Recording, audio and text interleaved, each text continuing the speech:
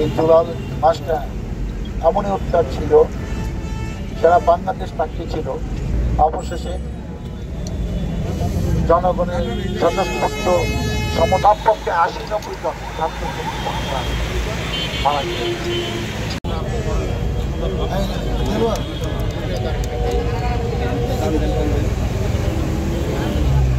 মুন্নার রক্ত পিতা যেতে দেব না, পিতা যেতে দেব না, শহীদের রক্ত পিতা যেতে দেব না। لنا وترحمنا لنكونن من الخاسرين رب ارحمهما كما ربياني صغيرا। আল্লাহ তাআলা এই মুন্নার মায়ের কান্না যেন বৃথা না যায়।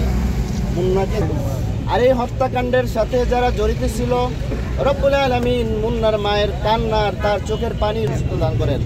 দেশনায়ক তারেক রহমানকে আল্লাহ বাংলাদেশে এসে এই দেশ আবার পরিচালনা সুষ্ঠুভাবে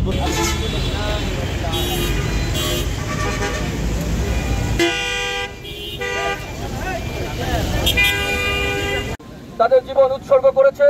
তাদের মধ্যে আমাদের ডেইভ্রমের কৃতি সন্তান আমাদের সে সাভার নিউ মার্কেটের সামনে নিহত হয়েছিল। এই ছাত্র জনতা এই স্বৈরাচার ফ্যাসিস্টকে বিতাড়িত করতে গিয়ে আমাদের প্রিয় নেতা, আমাদের সাভার আশুলিয়ার গণমানুষের নেতা, সাভার আশুলিয়া থেকে পরপর বিষয় আজকে আমার অনেক ভালো লাগতেছে। আমাদের সাবেক এমপি সালাউদ্দিন বাবু ভাই মাস এবং অগস্ট মাসের ৫ তারিখ এই ৩৬ দিন বানচাল অবস্থা ছিল। আমরা যারা এখানে দাঁড়িয়ে আছি, যারা রাজনৈতিক অঙ্গনে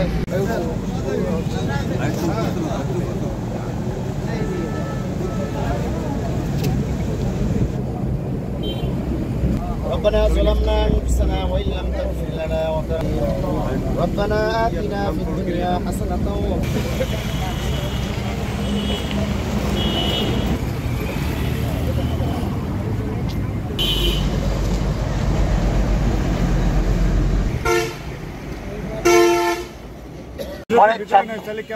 আজকে একটি গুরুত্বপূর্ণ জায়গা, যেটাই শহীদ মানব চত্বর, সেটা আজকে আমরা নতুন করে একটু সুন্দর করে তার পরিবারকে সাথে নিয়ে আমরা একটা উদ্বোধনী করলাম।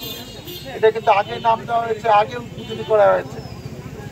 যেরকম স্বাধীনতা ৭১ সালে হয়েছিল, বিশেষ কারণে মুক্ত করতে হয়েছে, স্বৈরাচার মুক্ত। আজকে এরকম একটি সময়কে আমি কিছু বলতে চাই না। যারা জীবন দিয়েছে, রক্ত দিয়েছে, তাদের যারা দেশের জন্য, মানুষের জন্য জটামের নিয়ম অনুযায়ী সে বেহেশতে থাকবেন, মহান আল্লাহ তাআলা তাকে বেহেশত নসিব করুন। আমি আর কিছু বলতে চাই না। আমরা তার পরিবারের পাশে থাকবো। আমরা আরো ভালো কিছু যেন করতে পারি রাষ্ট্রীয়ভাবে, সেটাও আমি প্রত্যাশা করছি। এবং যে কারণে জীবন দিয়েছে, দেশটা যেন ভালো থাকে, শান্তিতে থাকে, সেটা সবার লক্ষ্য এবং এই পরিবারের জন্য সেটা চায়। ইনশাল্লাহ আমরা এই পরিবারের পাশে থাকবো।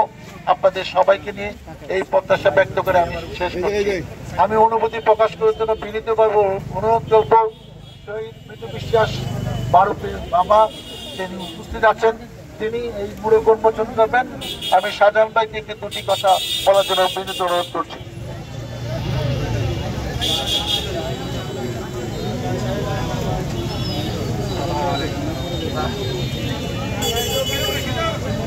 শরীফ ভাই ভিজে যাইতেছি, শেষ করে